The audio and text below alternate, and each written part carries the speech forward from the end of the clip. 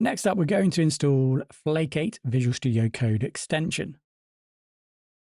Flake8, very similar to PyLint, is a linting tool for Python that checks your code for various issues, such as style violations, syntax errors, and potential bugs.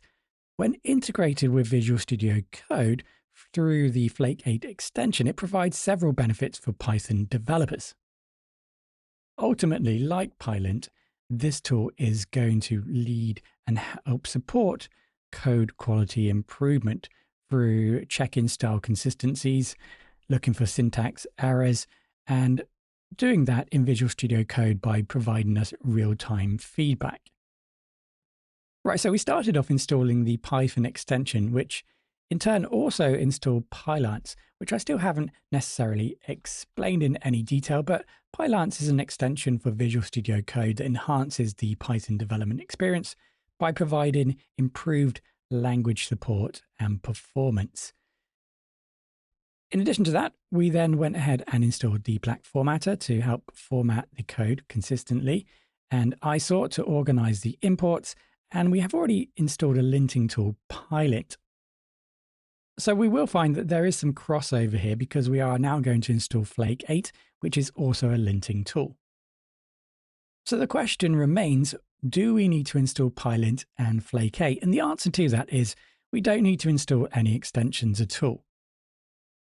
We are creating a development environment which is going to help support code development and improve our code quality. Extensions such as PyLint and Flake8 is going to provide us insights into where potentially we can improve our code. Okay, so let's take a look at Flake8 in action. First of all, by installing Flake8. Let's go ahead and install Flake8.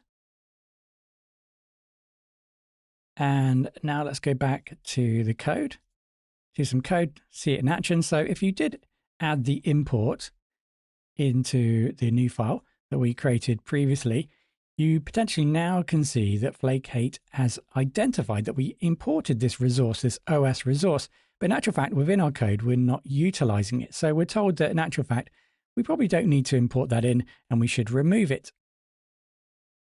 You will notice that there is some crossover.